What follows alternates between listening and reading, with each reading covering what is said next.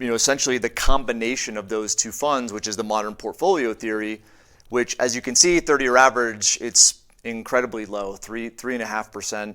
Then you factor in inflation. So we're looking at the middle column that's average right. asset allocation fund investor, and that 3.53 number for 30 years, 3.72 number. And again, as Patrick's indicated, the full report is available for you to look at.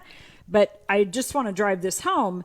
On the left-hand side is the average equity fund investor. And let's just pretend you're looking at your one account that happens to be all stocks and you're not thinking about any of your other accounts. Yep.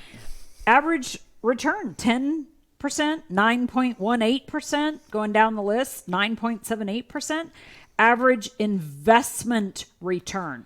Yeah, not what the stock market did or not what the S&P did, but the actual results of what the investors did, which is a big difference. Well, but what the investments did.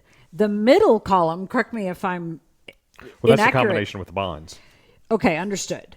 And it's the investors' returns. Mm-hmm. So we don't really have a column with the first two. Yeah, so Dalbar, the approach they take is there's all sorts of contributing factors, right, to why is the return so low, right, the 3.53. Yeah. And there's the contributing factor of human behavior. That's why behavioral finance, behavioral economics exists, right? Because when things start to happen in money, people think they're making a rational decision, but ultimately it's an emotional decision.